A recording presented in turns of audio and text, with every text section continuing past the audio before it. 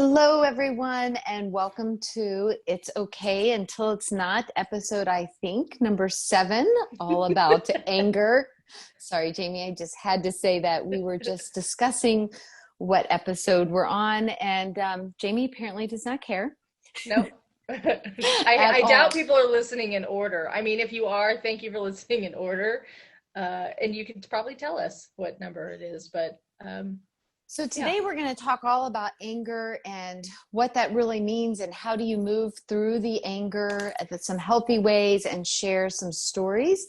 We felt like it was a nice build upon on our other episodes if you have listened to them in order, and just in general on what's going on in the world right now.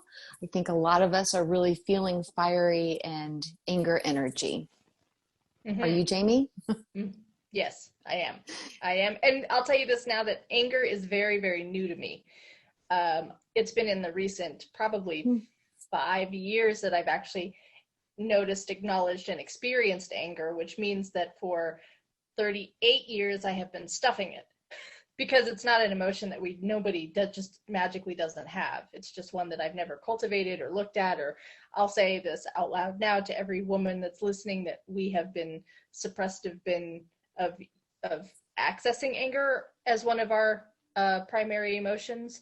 And so I'd like this episode, I'm sure we'll get there, to be around no shame in having anger and allowing it to express itself in a very healthy way, which we'll absolutely talk about. But I'll say off the bat, this is a new one for me, so therefore probably still really raw and uncomfortable because, I'm not 100% certain on how to tame it, but I'm still alive, so it hasn't taken me, and I'm not in jail, and it hasn't taken anyone else. So you Not can have yet. it. Right. Anyway, so yeah, anger's it's new, and I welcome it. I welcome it. I say that I out love loud. that you just shared that it's new to you, because as you listeners may know, Jamie and I already kind of were talking about this topic before we push record. And this is new to me. I didn't realize that anger was new for Jamie. So I have to say, anger is not new to me at all. I was a very angry child. I would explode. I had a reputation for being very off the cuff, saying very mean and hurtful things because I had no control over my anger whatsoever. It kind of controlled me, which is interesting because in years of counseling, I started going and seeing a counselor after my son William suffered his brain injury. And so much anger came up for me. So much anger, resentment, and bitterness came up for me that I literally lost my gallbladder. And I didn't just lose it, it exploded. I had to have emergency surgery. I had to be, in the hospital, the whole works.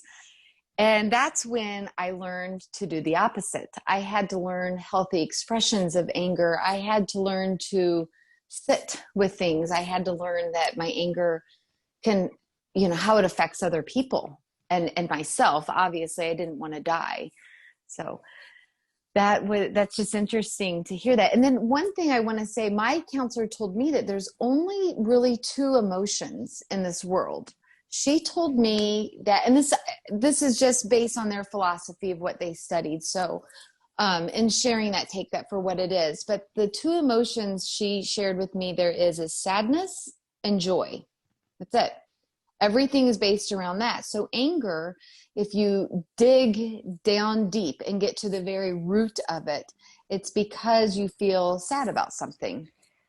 In Ayurveda, we learned, and I feel like there's a lot of subtexts or learn, around this too, but in Ayurveda, Mm-hmm. that there's this principle in emotional intelligence that anger is someone being robbed of their innocence. Mm. So maybe that's the Mm. specificity of that, right? Being robbed of joy. Perhaps it's joy in light of, I don't even know if it's light, but like in the track of being robbed of their innocence. And if I That's think, so interesting that you just said that, because when I go back to how I just shared that I was angry as a child, mm-hmm, I was the oldest of 4 siblings, or 3 siblings, because I was the oldest. And my youngest sibling had was also special needs. He had something called Angelman syndrome. So now I'm wondering if on a deeper level, I wasn't feeling robbed of my childhood. Right, of Because I was a course. caretaker at a very young age. I would Yeah. say very young age. I'm the oldest as well. Yeah. And there's a lot of responsibilities put onto us as oldest children, but now because it's surfacing for me, and even in things like that are currently happening to me, so it's not like my repressed anger that's shown up in different ways, but right now, that if I experience the emotion of anger by way of what somebody's saying to me or not saying to me, whichever that looks like, and if I feel that I'm getting angry, part of my process is I can identify with, I'm feeling like you're calling me a liar, or you're calling me something that I am not, where I am therefore innocent in the situation, and because somebody's taking this grand stab at whatever ideas at play. And this is ambiguous on purpose, but like it could be anything. But every time I look at it, it's like, oh, I'm feeling robbed of how pure and how innocent I really am in the situation, and I'm offended by it. So all, of course, offense and triggers are always an arrow back to ourselves on where we can heal. And that obviously might stem back to years and years and years ago when this originated, but it's still the direct arrow of my innocence. And I take my innocence, my truth telling, I have very much pride in all of that and who I am. And so I take it very seriously. So how dare somebody tell me that that's not truth? So it could happen today, and I understand too that it happened, that my childhood was, anger was not, there was no anger It wasn't presented allowed. anywhere. Not for me. I could feel it, like sensing back to my parents. I could feel it. I walked in on a couple occasions where there was percolating anger, and the minute I walked in, it immediately had to diffuse because I couldn't see that action being played out, because it wasn't going to be pretty. Not saying that it was going to get violent, and that happens too, but apparently they didn't want to expose that side of themselves to me or in front of And me. by hiding how we deal with our anger, I think that we're conditioned to think, oh, we're protecting our children. Correct. But in all reality, we're not teaching them how to deal with it. We're not teaching them any coping skills.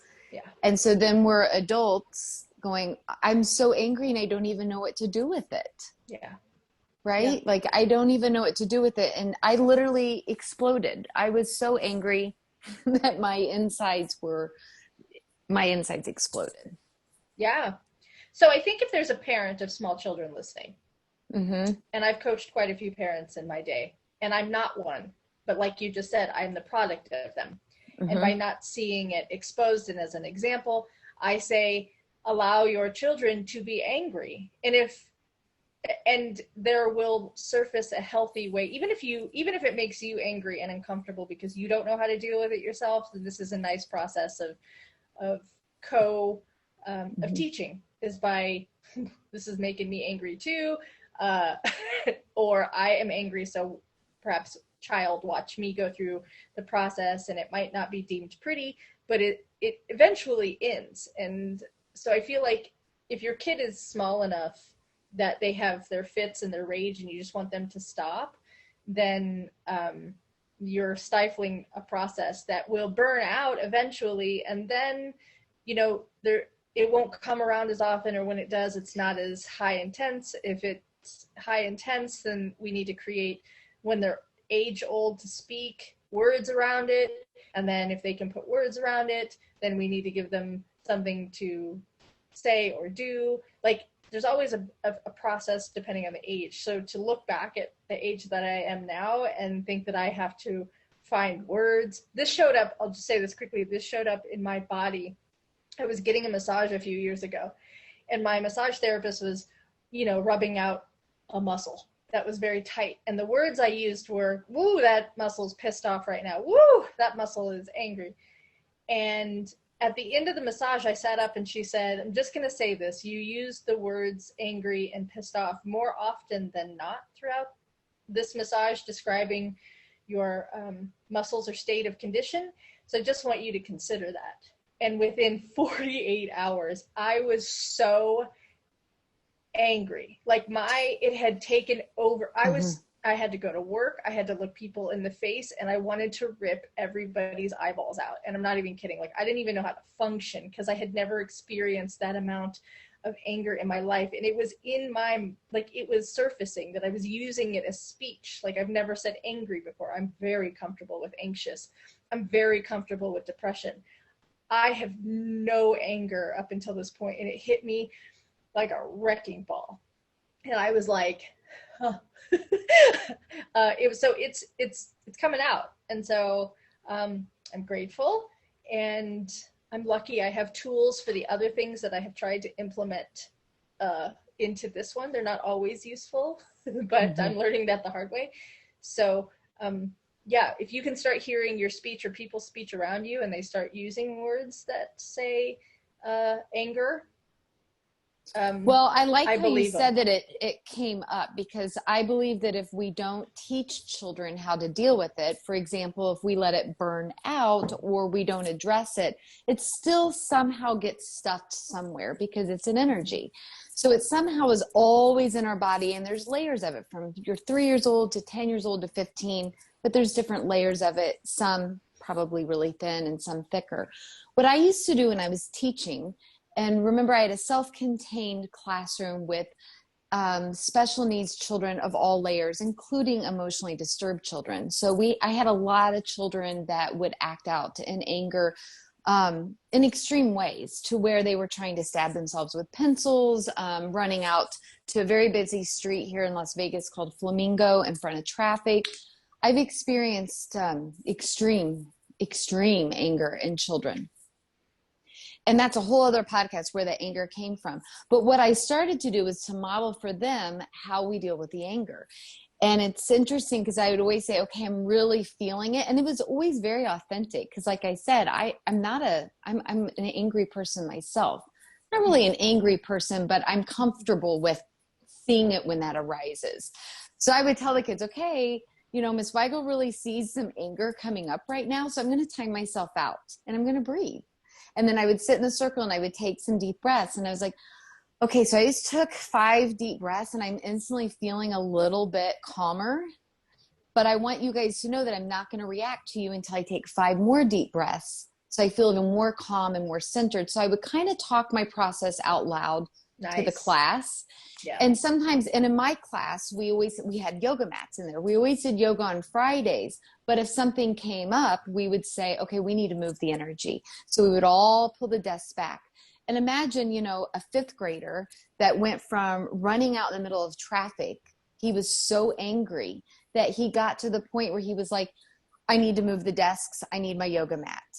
I mean, what a huge transformation to say, I need to move this energy, and not out in traffic, but in a 5th grader. So if a 5th grader that's been through so much trauma in their life at 11 years old, then surely we can rewire our brain to deal with our anger in a healthy way, whether that be to breathe or to move our energy. I'm sure Jamie has some fabulous tips to share as well on how to deal with her anger. But I tell you, I would say that that's why I started yoga when I was 23 years old, was for anxiety and anger. Wow. And are they intertwined? Probably. Sure. I haven't actually set with that question before, but I say a lot I of just times know it worked. This doesn't need names. Like, we can identify an emotion, and whether it's connected to a breakup in 1987 or, past life, who knows? It doesn't need a name, but it needs to. All we know is our muscle was pissed. Yeah, right. Exactly. That's all we need to know. Yeah. And so, like, anger is I think the one that's most defined to it be acted out. So when I'm angry, I want to punch you, right? Like, those are words that I want to punch you, which transmutes my pain into your pain now. But the problem is it doesn't fix anything, right? It only makes you feel maybe better for a minute because you've never really done anything to rectify the anger. So the cool thing about breath is you said that, because that's a brilliant thing to teach children, because I've always said that sometimes we are incapacitated and cannot move our. Okay, so I had to pause the recording because we lost connection. So what I'm saying is that you had mentioned breath as the tool, and then to teach the process, which is brilliant. But I think people just say breathe, right? Like just breathe. But the best thing about breath is that that is the energy. I call it the delivery system. So it's the delivery system for a lot of things. Into the body, you can breathe good things into the body, and you can breathe, we'll call it quote unquote, bad things out of the body, right? And so when you're feeling angry and you pause to breathe, you're also delivering that energy. It's just energy, and it's stuck, and you're giving it a highway to leave, to exit, to perhaps never return again, to create space, which we've talked about in many other podcasts. So I think the idea of breath is beautiful because you can't always access moving the body. And so I think the first and always go-to mechanism is breath. And then if you're going to breathe and then you can move, that you must attach the two, breath to movement, which is what yoga prides itself on. Like if you go to the gym as an example, that's a fight or flight response because you're lifting 450 pounds over your chest when you wouldn't normally be able to do that unless you had a big shot of adrenaline or cortisol. It's like a woman lifting a Volkswagen Bug off her kid. Like you get the power, but the power isn't naturally driven from, and naturally driven comes from breath. So if you can't naturally lift 450 pounds, then what's doing it for you are the same mechanisms that put you into that place of anger or anxiety or whatever, you know, your default emotion is. It's just this massive excess of energy. And when you think of anger as just energy, when you really sit and think, okay, I have this massive influx of energy that I want to act out, you could actually, once you've learned to sit with it just for a minute before you have that knee-jerk reaction, which took me many years to learn, by the way, I would say probably a good 32 years to learn that.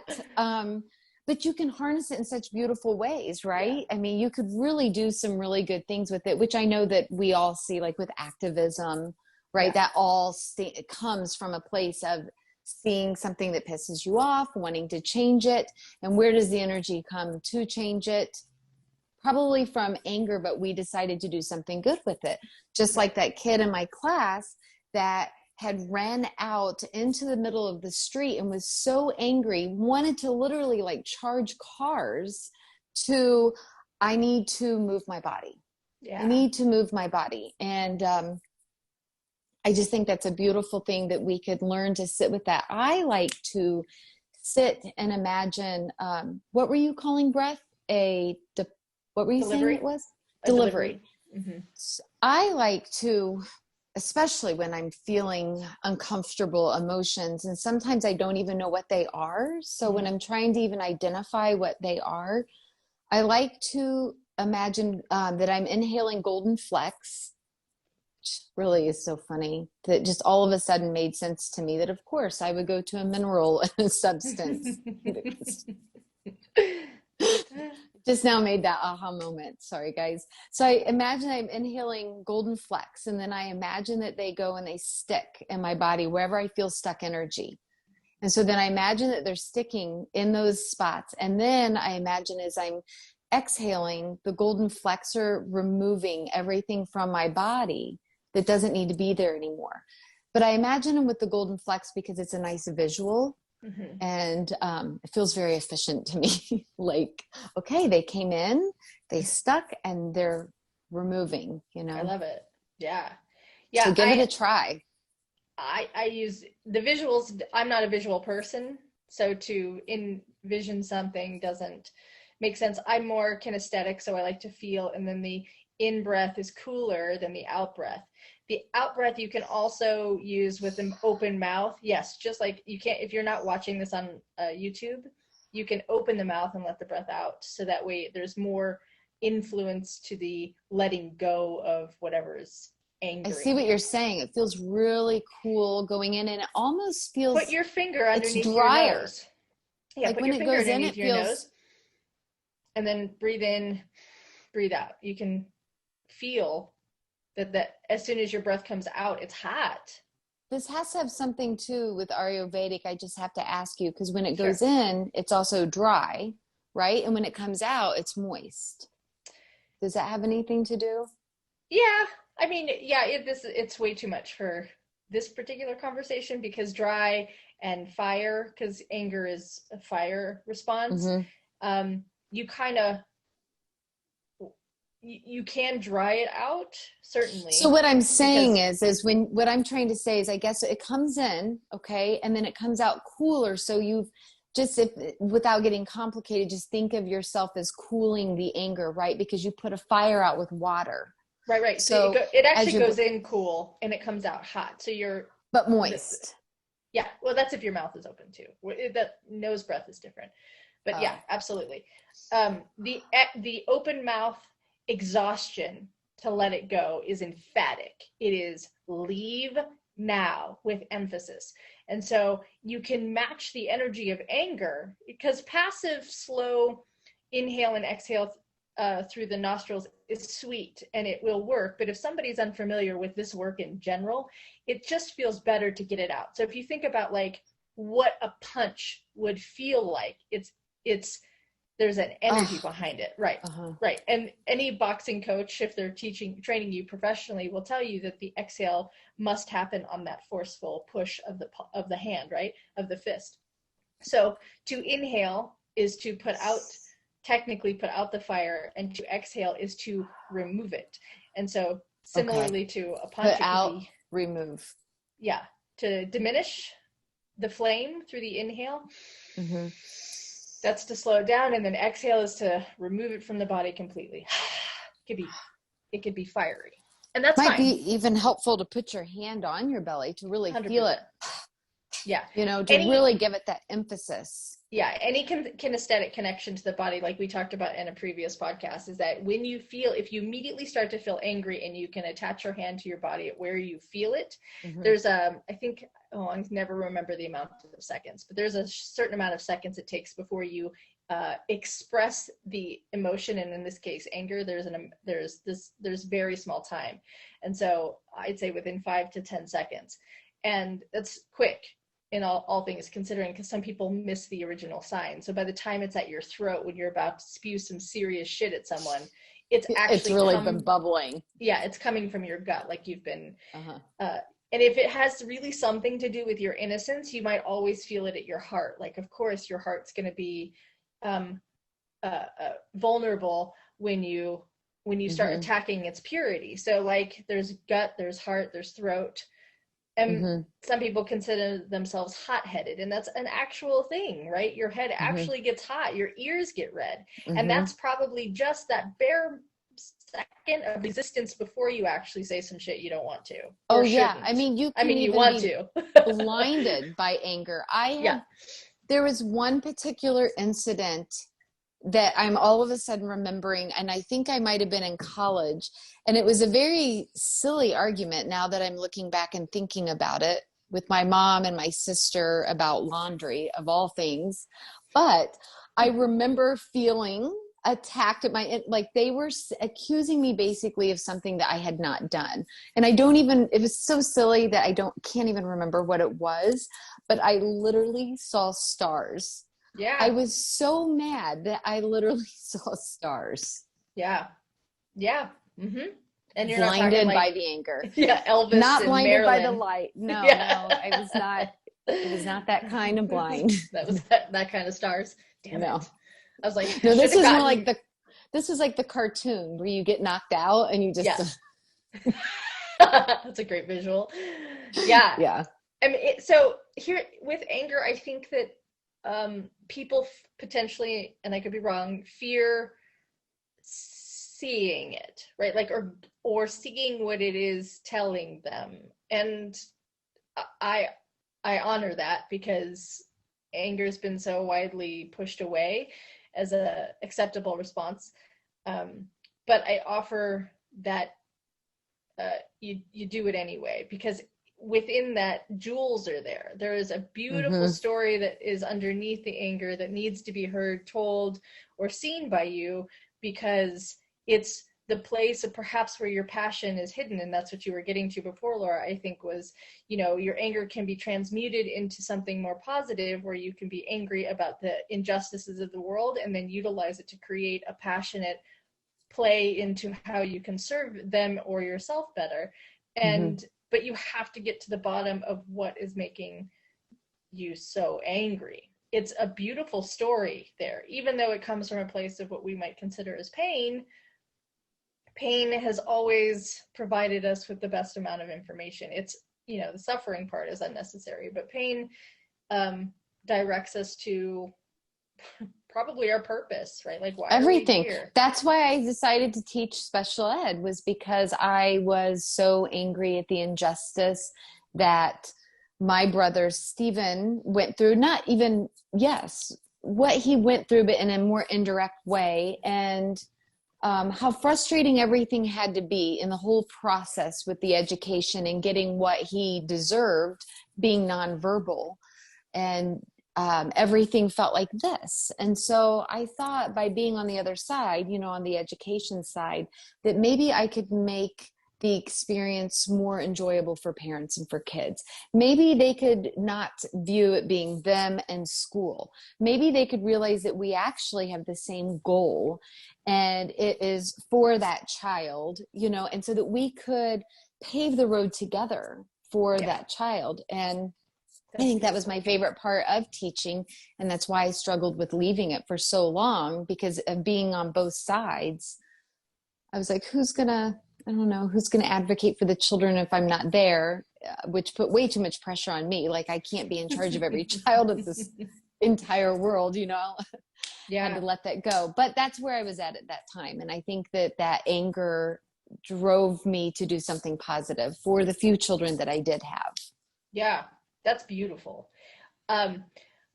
In non-specific terms, if anybody who's listening to this can identify with hearing from a doctor or a friend that they have itis in their body, bursitis, tendonitis, arthritis, any of those, itis means irritation, and irritation is pain based on from a heat element in Ayurveda. So that's an itis means inflamed. And so there's a good chance, I'll lean into 100% chance, maybe 99.9%, so I don't have to be just to be safe, that itises stem from anger, stuffed anger. I actually have a client. Can I say, before I forget, that Louise Hay says in her book that anything with itis is anger. Yes. Anger turned inward. So anger directed towards yourself. Yeah. Which I have a story about that when you're done. Yeah, so it's stuffed, right? And so here's an exact example. I just dealt with this with a client this week or last week, that the client I'm seeing has been previously diagnosed with rheumatoid arthritis. And so this is one that is above a regular, or quote unquote, regular old arthritis, where the body is attacking itself in an inflamed way. And through work with his doctor, that his charts now, through what he's eating, etc., he's done great work for himself. I give him so much credit, but I'm there to help him move mobily, right, in his joints and create strength and movement. And so his charts now say that he has no signs of it, which means that his blood work is progressing. He's doing the right things. He's cooling his system off, but that doesn't necessarily mean that his anger is gone. And the other day when I was teaching, I saw that while he was getting into these deeper places, because I always push, I push the envelope quite a bit so that way we can get there and get there a little bit quicker or more direct, that I could see in his face that because I was there, I'm an outsider, it's probably could be a woman thing. I don't want to show her I'm angry or can get angry, but I could see it in his face, like the jaw clench and the face pain and the sheer disdain with something. But it wasn't necessarily the work that was going on, but it was quite possibly the work that was coming up. And because his wife and I are very close and she's there, and I didn't want to give her this daunting task of being involved in his process, but at the same time as a wife, or owning his process. I want her to be involved, but I don't want her to own it. So I gave her what I observed, because I feel like he needs a safe space to express the anger that's coming to the surface and not suppress it. And if he's not going to show it to me, I'm going to tell her about it, and so that she can either provide the space or invite him to go into that space, so that way we can finally rid him of this. So if I were to ask him, good chance, if I were to ask him about his expression of what's going on in his body, there's a good chance his words might be in result of like mine were a few years ago. You know, this muscle joint is really pissed off right now, something to that degree. Right. And which would prove, and so I had her have the conversation, and she took it upon herself to be very responsible, not own his shit, hold space for him to have whatever experience he needed to have, but let him know that he is nurtured, and that this is also very normal and has to be necessary for him to actually completely recover from this once daunting disease. And they went there, and he's aware, and now we actually can progress. Right. Now right? you can progress. I think what you said that was so important, that really stuck out to me, was resuppress. So it's not about just breathing really quick or moving it and saying like, okay, I'm through my anger, because like Jamie was saying at the very beginning of this episode, when we're teaching kids, we can move on through it because it will simmer down at some moment. But are you suppressing it, or are you actually moving it out, like we were talking about with the breath? Yeah. So we want to really actually move the anger out and not suppress it. Right. And I like the example of the rheumatoid arthritis, because that's what I was speaking of as well for my example. That's what my mom and my stepmom are both dealing with. And it's so interesting that this is what we've morphed into talking about, but I think it has a lot to do with anger. Especially my mom, I can speak on. She was the one who found my son with his brain injury. And there's a lot of anger towards herself about that, even though it was not her at all. We can intellectualize that, but on a body level, energy level, you know, it feels very different. So it's not surprising to me that there's some self-hatred going on. What's also interesting to me is that one of my dearest friends happens to be a rheumatologist at UCLA, and she has a very different belief on all of it. She says that every rheumatologist, once they see their patient, believes that they're just going to be a revolving door and they're going to be a patient for life. She says to their patients as soon as they walk in, I am going to get you to the point where hopefully I never have to see you again. Oh, I love that. Because she believes that anything that's autoimmune can be healed. Yeah. Right? It's inflammation in our body. So much of it has to do with, and she very much believes in our term, you know, breathing. And she has a lot of her clients working with horses. She has found that really helps to move anger and trauma as well. But whatever you believe, I just think it's interesting to whoever's listening that has any type of itis, rheumatoid arthritis, for one, since that's come up with 3 people between the 2 of us, but we know that sticks out. But any type of itis, try to get to the anger before it comes up to an itis or an explosion inside of your body. Yeah, 100%. Just saying, yeah. Well, you said equine. There's a great movie if people want to see this in all of the facets. It's called Mustang, and it's about basically anger management. There's somebody, they utilize breaking horses in a prison for a recovery program, anger management recovery program of the prisoners. And I think I used this in a different context for a different podcast that we did, but they sat in the anger management within this prison system, and they asked him one basic question is, how long from the moment of influence, whatever the stimulus was to upset you, till you did whatever it was to get you into this place. So we'll just call it murder, right?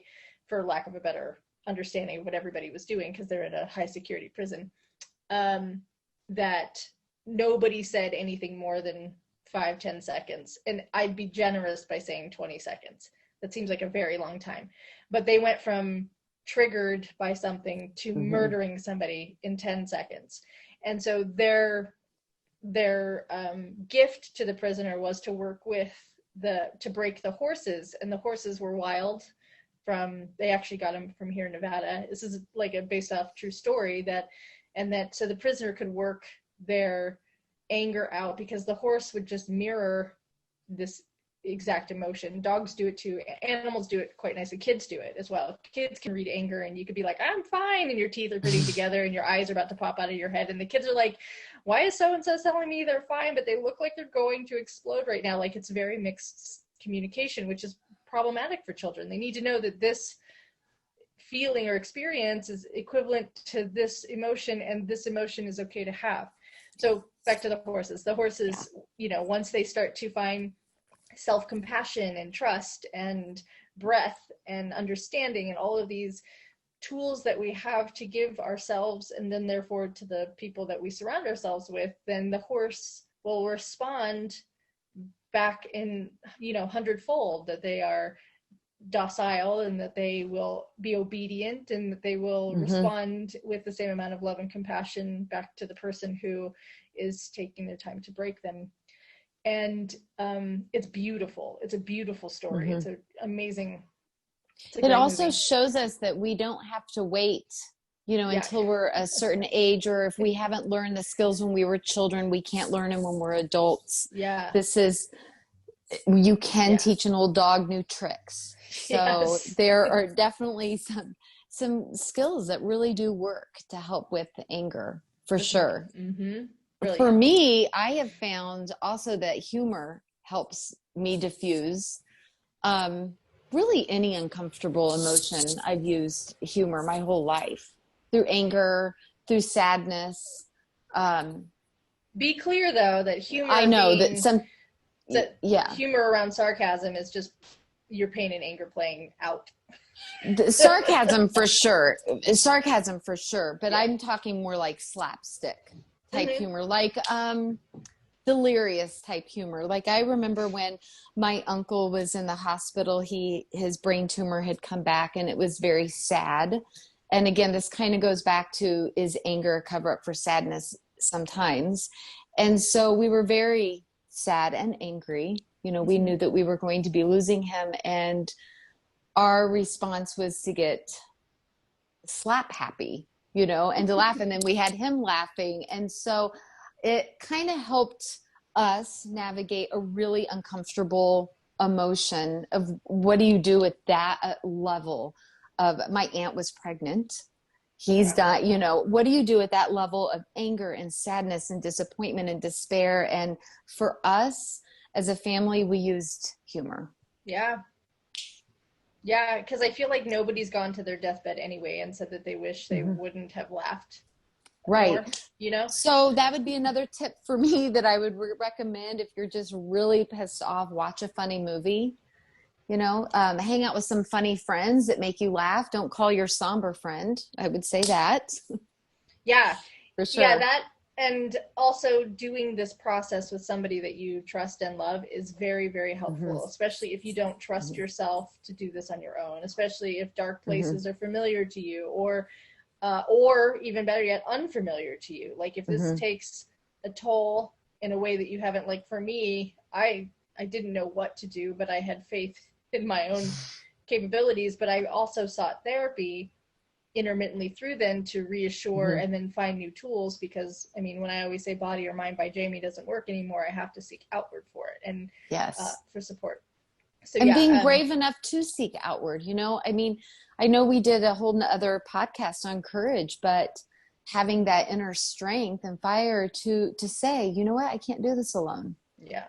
It's not working. To do this alone. We're not meant to do any of this alone. None of it. Yeah. No, none of it.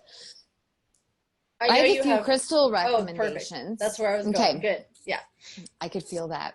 You could? Yeah. So I like, if you're in the midst of anger, or if you're going through a period of life, what helped me personally, and I could not even start this podcast today actually until I found this specific crystal, because I have lots of aquamarine, but I needed this one.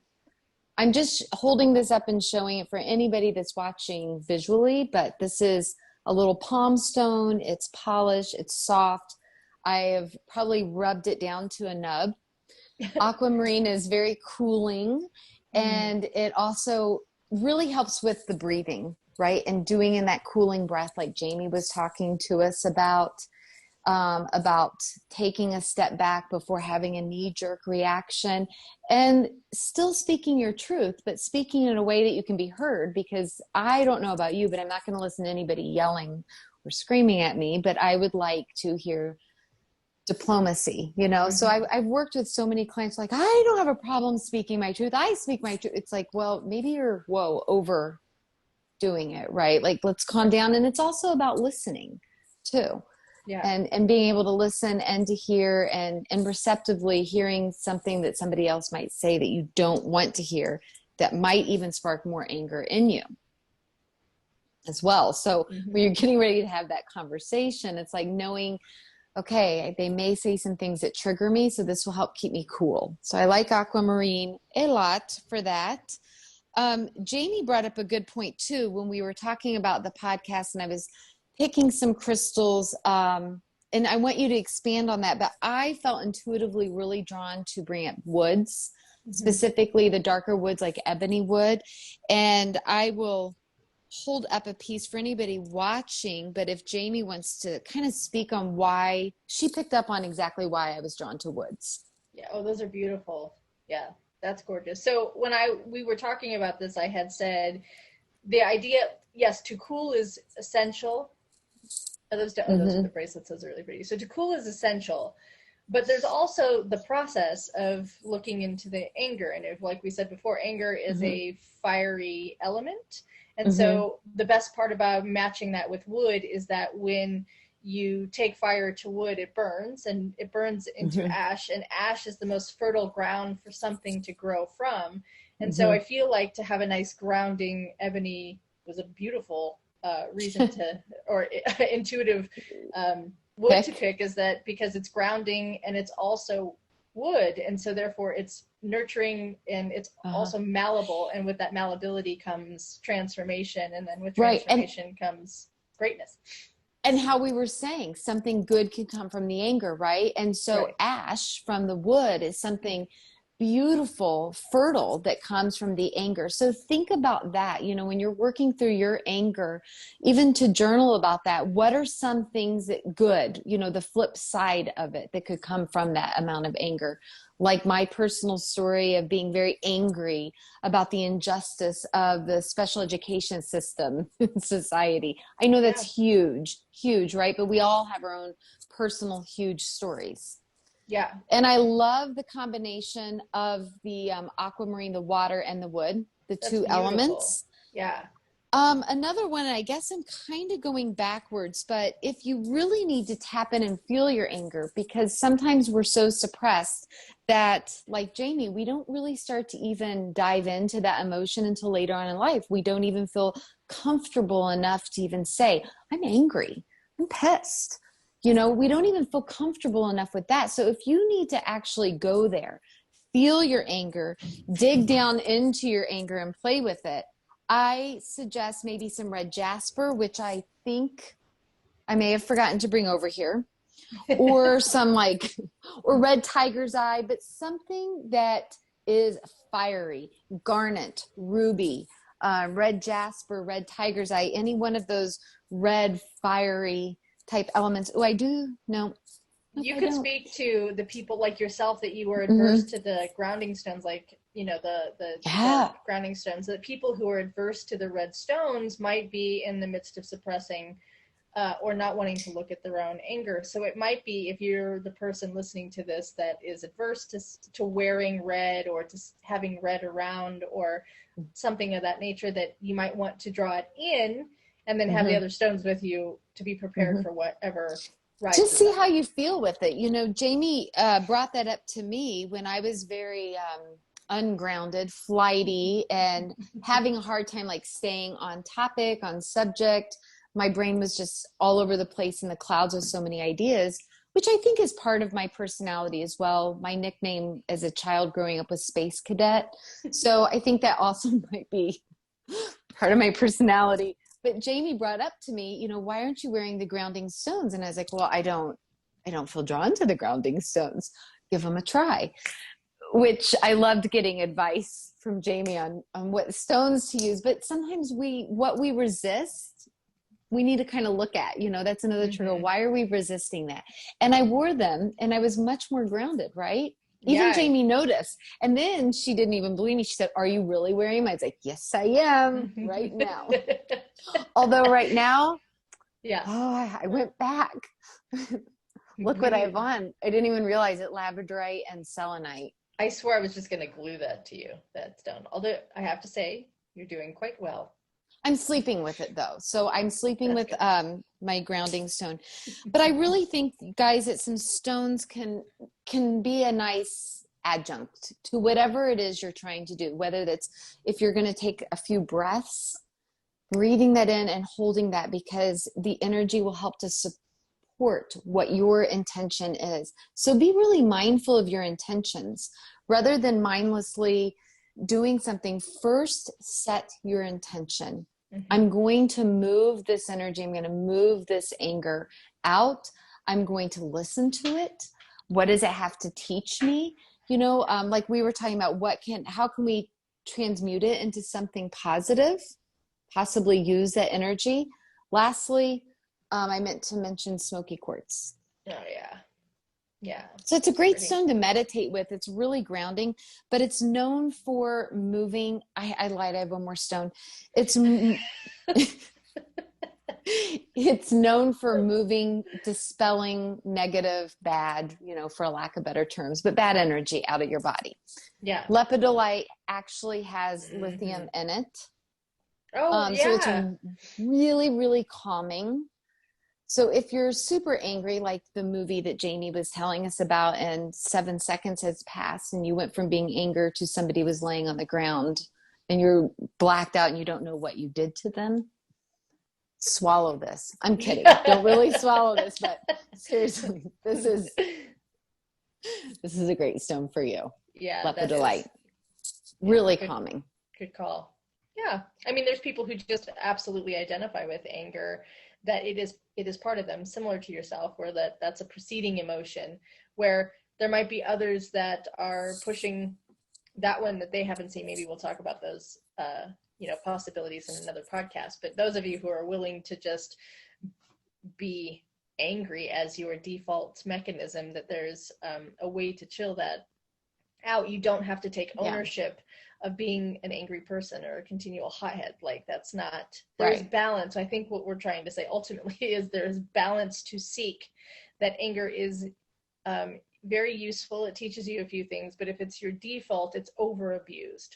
And that perhaps that finding peace and calm to not suppress the anger, but to balance it is what's welcomed here. Like, is what we're seeking, not to suppress it by any stretch. I'm not asking you to go and get an arthritis for the sake of not being angry, but overly utilizing your anger is what I'm getting to. So if you can identify with being an angry person, then staying chill or in finding chill is a good thing. If you're not used to seeing your anger, then letting it come up and percolate to see it is what we advise, so that way you can be a more whole and three-dimensional person.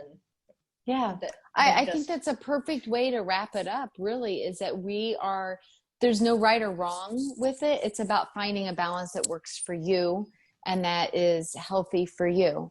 But it definitely can have some positives to it when you know how to work with it. Yeah, for sure. I mean, I feel like I personally have that's been probably my number one emotion that I've worked with. And most people will see what I've gone through with William, and the brain injury and the accident, almost losing my child. And they instantly think it's this grief and this sadness, but there's that too. I'm not taking away from that, but my number one emotion go-to is anger, for sure. I would say that's the emotion that I have played with, sat with, learned about, reflected on, journaled on, moved through the most, has been that emotion for me. Yeah. I thank you for being by my side, because it's new. Mine's new. But what I have noticed by working with it the way that I have, and it's not frequent and it's never come up again like the first time I've experienced it. Like that first was an explosion of sorts because I had suppressed it so long. But now that it's able, I give it permission to show its face whenever needed, that I'm able to look at it. And because I've experienced anger, I can see other people's anger and I don't take it personally. I can see other people's anger and I can support them in their journey of it, because if I don't know it, I can't teach it.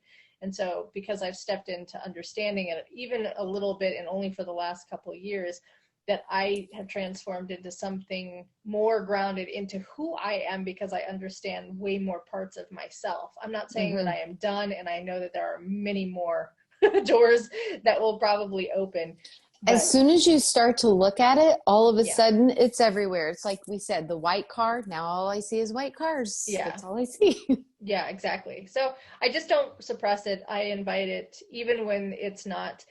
I've told all my clients this, and I'll probably say this on more of our podcasts, but when emotions come up, they come up when you are safe, like when you're doing the work, when you're safe, when you're grounded, and when you're ready.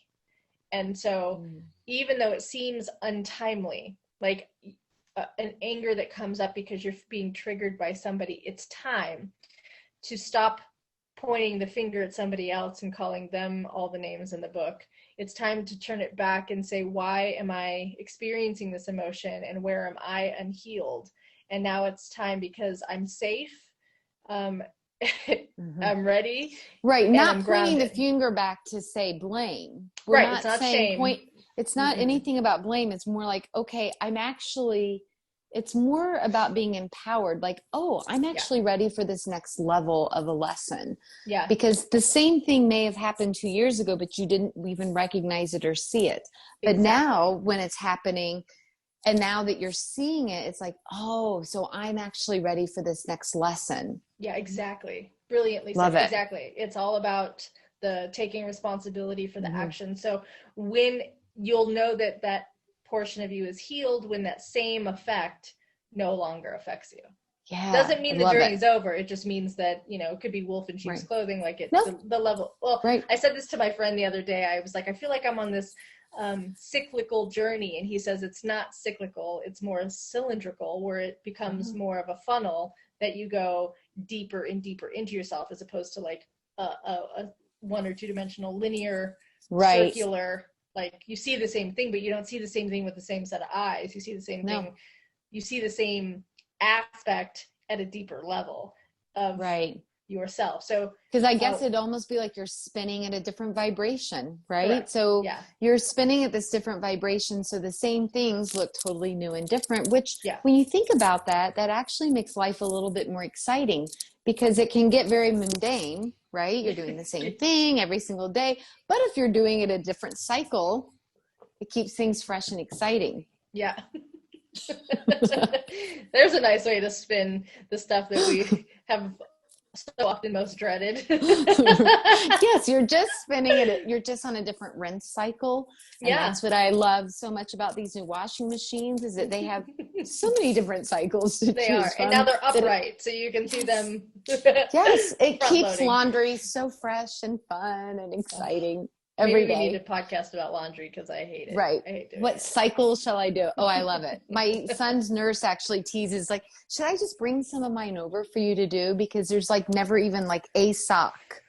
But that probably might be a different podcast, possibly toying with some OCD stuff. I'm not really sure. I'm teasing. Yep. But for anger, I think that we really tied it up very nicely for you guys. It's about the balance, looking at what it has to teach you, and using some of these skills that we talked about, especially the breath work. Yeah. Yeah. And let us know. Please let us know in the comments. And what else would you love for Jamie and I to talk about? It's okay until it's not. Yeah. Right. Fun. Yeah. Go there. I offer you that as our final thought. Just go there. Just open the door and go in there. Yeah. Just go in there. All right, friends and Laura, we'll see you next week. Yeah. Bye.